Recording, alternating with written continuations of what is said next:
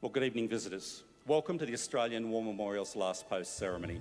My name is Richard Cruz, and joining us today from the Royal Australian Navy is Commander Kylie Turnbull. Today we commemorate the 75th anniversary of the Battle of Leyte Gulf, which was fought in the Philippines between combined American and Australian forces and the Imperial Japanese Navy. This afternoon, we remember the Battle of Leyte Gulf. We pay our respects to the men and women commemorated here on the Roll of Honour, and to the survivors who returned home.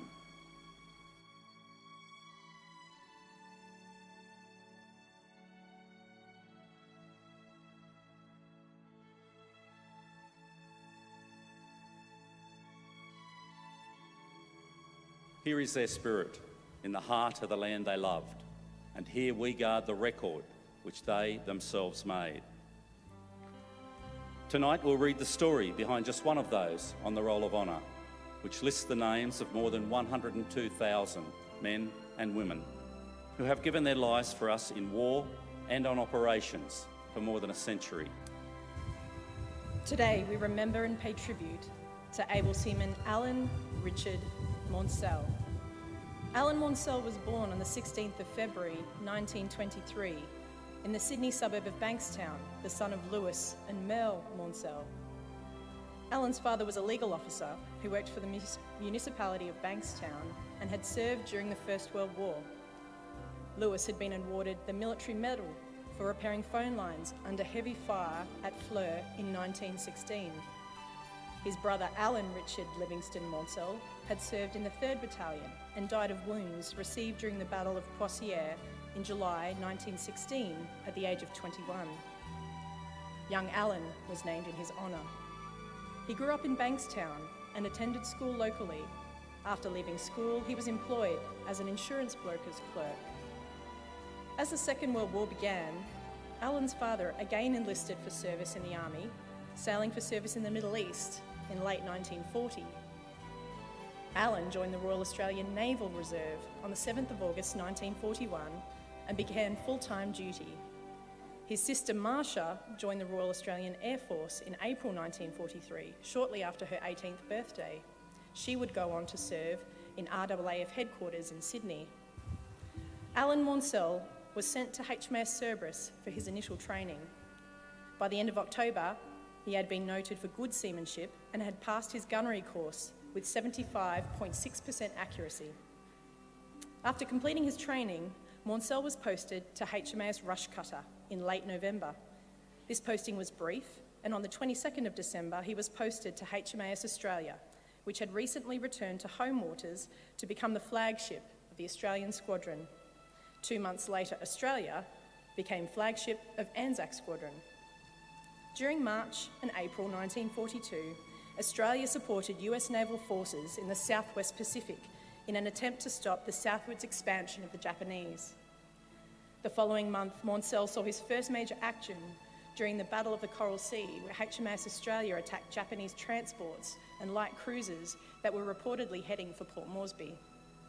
On the 21st of June, Maunsell was rated as Able Seaman Radar, and in early July he was posted back to HMAS Rushcutter to attend a radar course.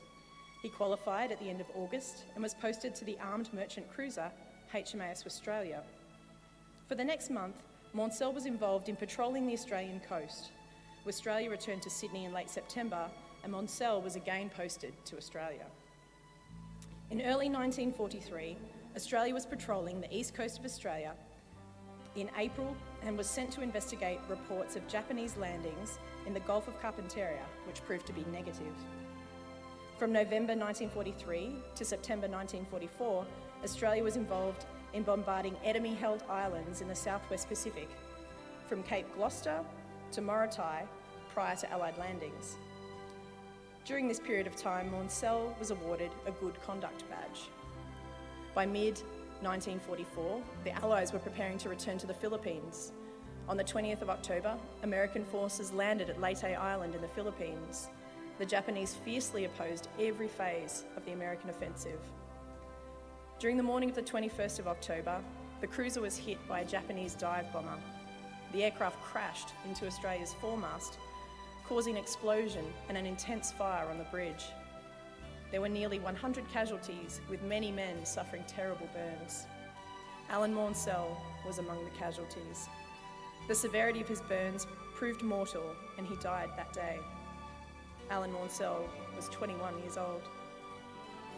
A couple of days later, Maunsell, 30 officers, and other ratings, including Australia's commanding officer, Captain Emile Deschano, were buried at sea. Alan Maunsell's his name is listed on the Roll of Honour on my left, among almost 40,000 Australians who died while serving in the Second World War. His photograph is displayed today beside the pool of reflection. This is but one of the many stories of service and sacrifice told here at the Australian War Memorial. We now remember able seaman Alan Richard Maunsell, who gave his life for us, for our freedoms, and in the hope of a better world.